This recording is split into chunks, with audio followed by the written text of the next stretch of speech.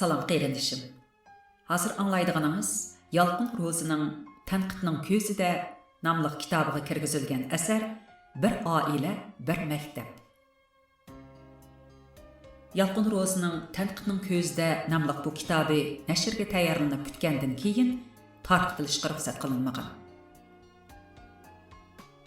Bir oila, bir maktab. Ailəyə qaytish sadosi 20-asrning 60-yillari G'arb dunyosini qoplagan edi. Bundaq bo'lishidagi sabab zamonaviy sanoat jamiyati odamni mashinaga aylantirib qo'ygan ham yuksak darajada moddiylashgan jamiyat kishilarning qalbini qurg'idab, ma'naviyatini chidag'usiz buruqtirmoqqa giriftor qilgan edi.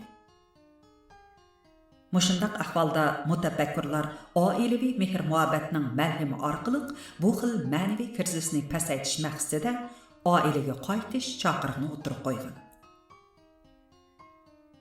Bugungi kunda jamiyatimizda g'ulg'uli qilinayotgan oila tarbiyasiga qaytish masalasi o'xshashla biz duch kelgan krizisni pasaytishni muddo qilgan deb aytishga bo'ladi. Mening bir oila, bir maktab deb mavzu qo'yib yurgizgan bu muhokamam milliy ehtiyojimizni chiqish qilib, maktab tarbiyasi bilan jamiyat tarbiyasidagi kamchiliklarni to'liqlashni tub maqsad qilgan. Shuni eskartib qo'yishim zarurki, zamonimizdagi ma'rifshunoslar oila boshliqlarini oila tarbiyasini maktablashtirishdek xatolikdan saqlanishga ogohlantirmoqda. Ular imtihon ma'rifi ideyasi yamrab ketgan reallikni nazarda tutib, bolaning o'rganish vazifasi oiladagilarning o'rganish vazifasi bo'lib qoldi deb tanqidlab, mushundaq tuyg'uning ko'plagan ota-onalarda mavjudligini ko'rsatdi. Ular tushuntirib mundaq deyishdi. Balalar maktabdan qaytib uyga kelgandan keyin ota-onalar ularga hamroh bo'lib, birga muzokara qiladi. Yana tekstni unlik o'qiydi. Yod yezish, oldin tayyorlash, yodlash, topshiriq tekshirish va boshqalarga ota-onalar cho'qim boshdan oxir aralashishi, qo'l qo'yib berish kerak. Ma'rifshunoslarning qarashicha, mana bu oila tarbiyasini maktablashtirish samaraligi bo'lib, oila tarbiyasi maktab tarbiyasining mukammal davomi bo'lib qolgan. Ma'rifshunoslar oila tarbiyasini maktablashtirish kayfiyatini yomirtibatgani o'qituvchilar bilan ota-onalardagi o'rganishni birinchi o'ringa qo'yish va imtihon natijasini hammadan a'lo bilish qarshidan iborat. Mushundaq bo'lg'achqa nurg'un ota-onalar o'qituvchining buyruqiga bo'ysunib, bolalarning oila o'qituvchisi, topshiriqlarni o'rinlashidagi yaqin yordamchisi bo'lishdek rolni olishga majbur. Ular texi oila tarbiyasini maktablashtirishning ziyinini to'nib yetmadi deb tushuntirishdi. Ma'rifshunoslar oila tarbiyasining rolini bir taraflama holda o'zgartib atgani, o'qituvchilar bilan oila boshliqlaridagi johil imtihon ma'rifi ideyasi, aniqroq aytganda, manfaatparastlik xarakterdagi ma'rif qarashi deb izohladi. Bu masalada o'qituvchilarning mas'uliyati ota-onalarninkidan zo'r ekanligini ta'kidlagan ma'rifshunoslar o'qituvchilar maktabning rolini bakrak ta'kidlab, maktab tarbiyasini oila tarbiyasidan muhim o'ringa qo'ydi deb tanqidlashdi. Ular aniq tushuntirish maqsadida yana mundaq dedi. Maktab ta'lim tarbiyasi hammaga qodir emas. Shunga oila tarbiyasi maktab tarbiyasining beqindisi bo'lib qolmasligi kerak. Ikkisining eng muvofiq munosabati ishni muvofiq taqsim qilib hamkorlashishda. Maktab tarbiyasining ortiqchiligi bilan ojizligiga oqilanlik bilan qarash kerak. Qur'onga yetgan kishilar xizmatdan keyin hordiq olganga o'xshash, bolalarni o'xshashlar hordiqini chiqaradigan bo'shliqqa ehtiyojli bo'ladi. Oila tarbiyasi bolalarga mushundaq bo'shliqni yaratib berish kerak. Hozir oilalarda bu xil bo'shliq yo'qolib ketdi. Bolalarning turmushi xilma-xil kun tartiblar bilan mitchida to'ldirib etildi. Buni maktab, muallim va ota-onalar to'ldirib etdi. Aram ilish paytlarida bolalar yana chalg'u chalishni o'rganish, usul kurjikiga berish, til kurjikiga berish degandek o'rganish vazifalarini o'rinlashga majbur. Balalarga qaratilgan tarbiya mayli maktab yoki oilada bo'lsin, bilim singdiradigan, ko'z oldidagi manfaatga beriladigan, bolalarni ruhiy va jismoniy jihatda qattiq charchatadigan mashqqa aylandi. balalarning o'sib yetilishiga mos holdagi tarbiyaning ilmiy qonuniyati e'tiborga ilinmadi. Bu ilmiy qonuniyatdan chetlab ketganlik. Maktab, muallim va ota-onalar ilmiy qonuniyatdan chetlab ketgan bu xil manfaatparastlik ma'rifni hammasi balalarga obdan tarbiyalash uchun deb tushuntirishdi. Aile tarbiyasi amaliyotda yosh o'smirlarning sog'lom insoniy qadr-qimmatining shakllanish jarayonida asosli rol o'ynaydi. Shundaqkin ota-onalar zarur oila tarbiyasiga zodila sal qaramaslıqi, o'rganishni birinchi o'ringa qo'yib olib, oila tarbiyasidan voz kechmasligi kerak. O'rganishni birinchi o'ringa qo'yib olish xohishi kuchayib ketsa, oila tarbiyasi bolalarning o'sib yetilishidagi xalqliq rolni yo'qotib qo'yadi. Chunki oila tarbiyasi sog'lom insoniy qadr-qimmatning shakllanish jarayonida asosli rol o'ynaydi. Shunga har qanday makon va zamonda bolalarga barobar va hurmat bilan qarash kerak. Ularni o'rganish mashinasiga aylantirib qo'yish ularga zulm selish bilan barobar. Aile tarbiyasini maktab tarbiyasining beqindisiga aylantirib olgan. Aile tarbiyasini maktablashtirishga berilib ketgan ota-onalar diqqat e'tiborini bolalarning o'rganishiga qaratib oladi. Bolalarni o'ziga ishonadigan, mas'uliyatchan va o'ngishsizliklarga taqobil tura oladigan kuchga ega qilib tarbiyalash texmi muhim ekanligini bilmaydi. Amaliyotda bolalar odam bo'lishni hozirlashga tegishli aqlli sapa, samimiylik, o'ziga ishonish, o'zini qadrlash, kasbga ishtiyoq bog'lash, pokitga hurmat qilish, mas'uliyatchan bo'lish, reallikqa to'g'ri muomala qilish, sog'lom tafakkur qilish qatorliqlardir. Shunga oila tarbiyasi o'z rolini mustaqil amalga oshirish kerak.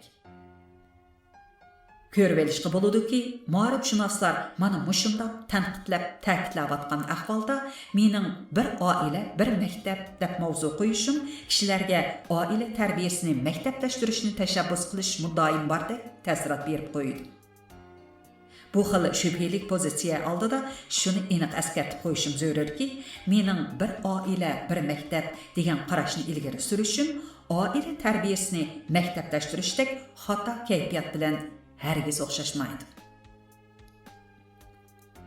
Undaqda bir oila, bir maktab degan qarashni qanday tushunish kerak? Nima uchun oilani maktab darajasiga ko'tarib tushunish zarur bo'lib qoldi? Jamiyat tarbiyasi, maktab tarbiyasi va oila tarbiyasi bir-birining o'rnini bosolmaydigan uch xil tarbiya sistemasi tursa, ularning birining qimmatini yana birining qimmati orqali muayyanlashtirish ilmiylikka xilofmi qanday? Bir oila, bir maktab deb oilani maktabga taqqoslab muhokama qilishning asosi qayerda? Mening bir oila, bir maktab degan qarashni ta'kidlashdagi maqsadim oilaning rolini, aniqroq aytganda, oila tarbiyasining mazmunini beyitish orqali oilaning milliy madaniyatni saqlash va taraqqiy qildirishdagi iqtidorini kuchaytirishga da'vat qilish. Mavjudlik va madaniyat jihatdagi xosligimizni saqlab qolish tuyg'usi bizga oila tarbiyasining zimmasiga tarixda ko'rilib boqmagan vazifaning yuklanganligini his qildirdi. Navbatda bizning realligimizda har bir oila, bir maktab bo'lishdek vazifani ustiga olishga majbur bo'lib o'tadi. Ya'ni oila tarbiyasi bizning milliy kimligimizni va mijoz xarakterimizni shakllantirishda muhim omil bo'lib qoldi. Mundaqcha aytganda, bizning eng ishonchli tayinish nuqtamiz oila tarbiyasi bo'lib qoldi. Mutafakkur olim Abdushukur Muhammad Imin Oila nomli kitobida sog'lom, inoq, madaniy oila bir munavvar maktab deb ko'rsatgan. Oiladan iborat bu maktabni ta'riflaganda olim to'liq aniq qilib, oila millatni qo'yib chiqadigan qilib deb xarakterlagan. Olim o'zining bu qarashini 5 jihatdan sharhlab, oila millatning nasl bo'shigi, milliy tilning tunji maktabi, milliy psixikaning shakllanish bo'liqi, milliy madaniyatni o'zlashtiradigan tunji o'choq milliy iqtisodiy turmush o'rtoqligining birinchi halqasi. Demak, bir oilani bir maktab darajasida muayyanlashtirish muayyan tarixiy, ijtimoiy sharoitdagi milliy zaruriyat chiqish qilinib aytilgan xalqchillikqa ega muarif qarashi. Bu hargizmi o'quvchilarning o'rganish natijasi va kelgusida yaxshi xizmatga erishishi nazarda tutib aytilgan bir tor manfaat muarif qarashi emas. Bu qarashning negizida kirsiz ichida qolgan bir xalqning mavjudligiga bo'lgan taqozosi gaplanib turadi. Bir oila, bir maktab degan qarashni nazariyadan amaliyotga aylantirish oson emas. Bu oilaning ta'lim-tarbiya muhitini zo'r darajada yaxshilashni talab qiladi. Ota-onalarning sifat saposi ko'tarilmagan ahvolda bu maqsadga yetish texnik qiyin. Oila tarbiyasini milliy mavjudlik va milliy madaniyatni kapolatga ega qiladigan iqtidorga ega qilish uchun ota-ona bo'lg'uchida jazman oila eng shakllangan bo'lishi va oila madaniyati to'g'riliq yetarli tushuncha bo'lishi kerak. Oila eng shakllanmagan va oila madaniyati to'g'riliq yetarli tushuncha shakllanmagan ota-onalar oilasini millatni qo'yib chiqaradigan maktabga aylantirishga ojizlik qiladi. Formulalashtirib aytganda, bola beqish tipidagi ota-ona bo'lishdan bola tarbiyalash tipidagi ota-ona bo'lishga yuksalmay turib, bu maqsadga yetkazib bo'lmaydi. Qaraydigan bo'lsak, hozir bizning milliy hayotimizda oila qurayotgan qiz-yigitlarning ko'pinchisida oilaga faqat bahramon bo'lishni ko'zlab kiradigan xohish eg'ir. Shuni bilish kerakki, oila faqat bahramon bo'lishni ko'zlab kiradigan istirohat o'rni emas, balki beg'ishlab yashashni a'lo bilib kiradigan muqaddas makon. Oila qurishda beg'ishlab yashashni a'lo biladigan ideyani yetakchi qilmasdan, bahramon bo'lishni a'lo biladigan maqsadni yetakchi qilgan qiz-yigitlar oilasini asla baxtlik, illiq uviga aylantira olmaganning ustiga avlod tarbiyalashga mos kelmaydigan majruh oilani paydo qilib qo'ydi. Bundaq ota-onalar garchi bola beqish tipidagi ota-ona bo'la olsa-mu, hargizmi bola tarbiyalash tipidagi ota-ona bo'la olmaydi. Bola tarbiyalash tipidagi ota-ona bo'la olmaganlik tabiiy holda oilani maktabga aylantirishga qurbi yetmaganlik hisoblanadi. Ro'shanki, bu yaramsizlikning ifodasi. Bundaq majruh oilalarning avlod tarbiyasidagi foydasiz oqibatini, millatga, jamiyatga keltiradigan xavfini mo'ljallash tas emas. İlg'or millatlar bilan kuchlik millatlarning madaniyati ojiz madaniyatlarni tinimsiz zararlab turgan va ularga yimirish xarakterlik ta'sir ko'rsatib turgan bugungi dunyoda biz uchun an'anaviy qimmat qarashlarimizni va milliy madaniyatimizning xosligini saqlab qolishga foydali birdan-bir qo'rg'on oila hisoblanadi. Mutafakkir olim Abdushukur Muhammad Eminning qabila millat oilada operi bo'lgan edi. Uning gullanishi yoki halokatimi oilaga bog'liqdir.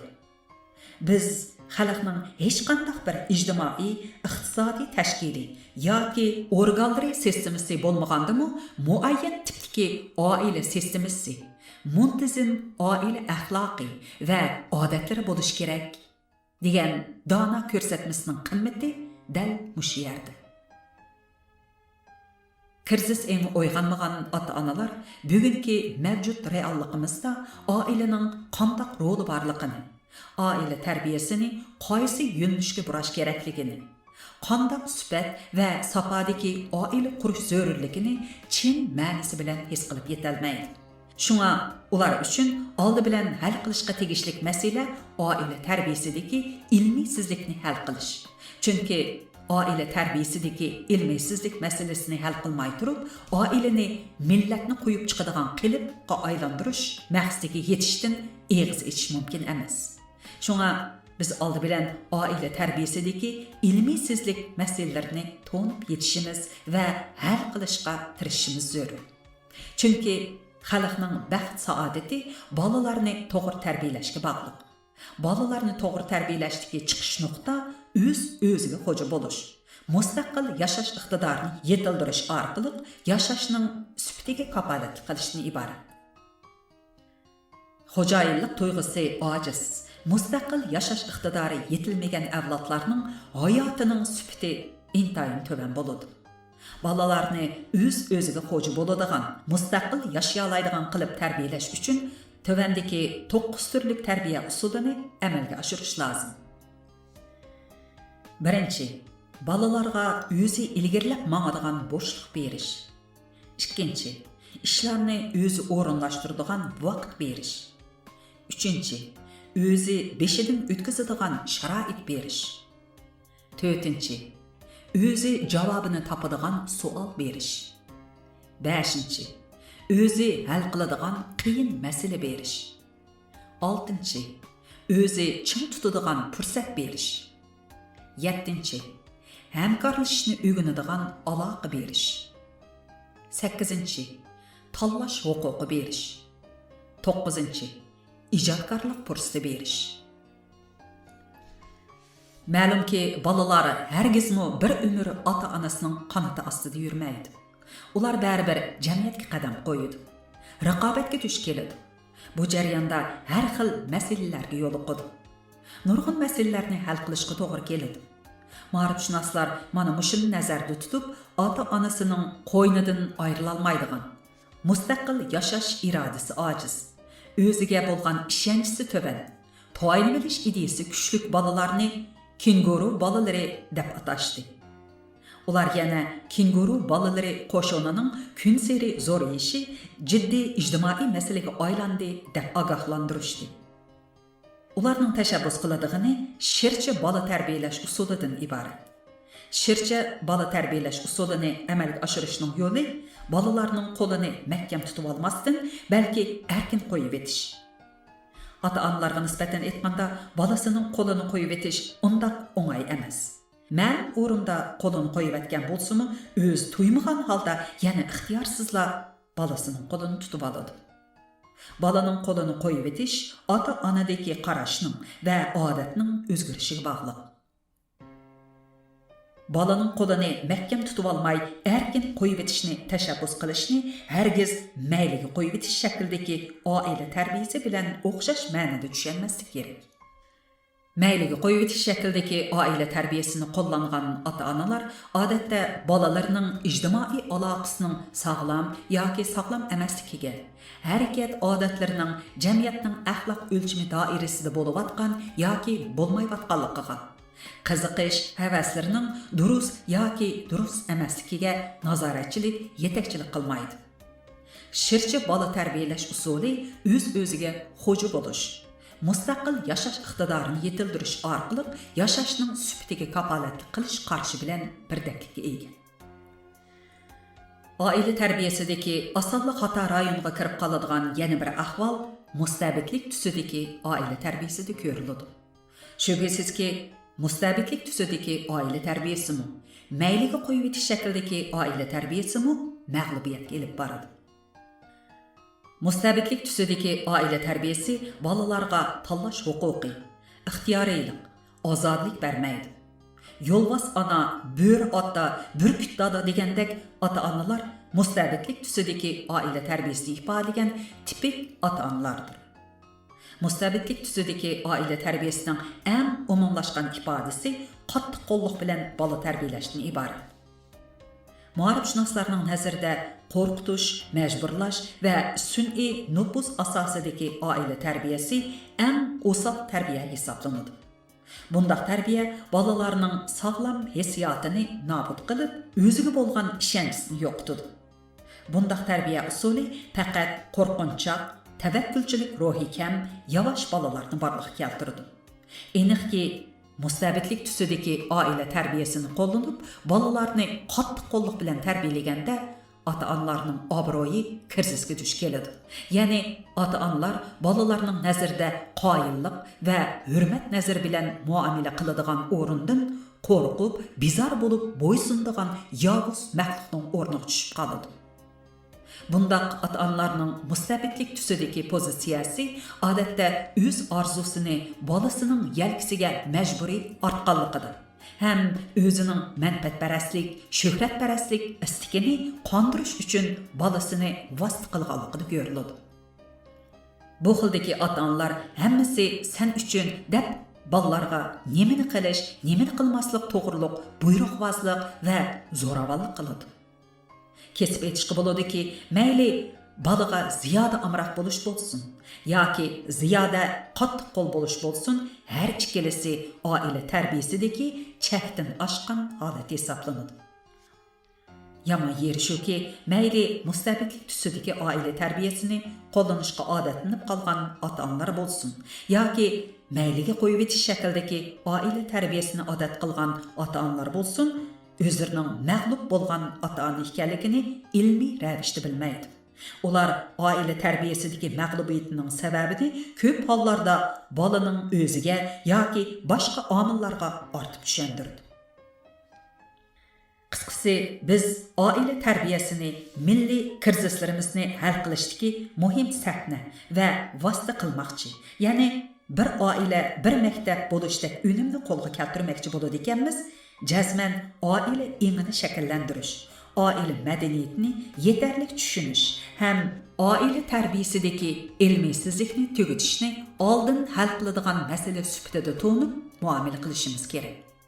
Bu masalalarni hal qilmay turib, oilani milliy mavjudlikqa kafolatlik qiladigan qo'rg'onga, milliy madaniyatimizning xosligini qo'g'daydigan bazaga, milliy kimligimizni va milliy xarakterimizni shakllantiradigan maktabga aylantirish maqsadiga hargiz yetkilib bo'lmaydi. 2013-yili 6-oyda yozildi. Mikrofon oldida Nuriya Rahman. Maqolaga kirishtirgan muzikani Dilfurzxani ishlagan. 2019-yili 12-oyning 8-kuni Janvada unga ilinib tayyorlandi.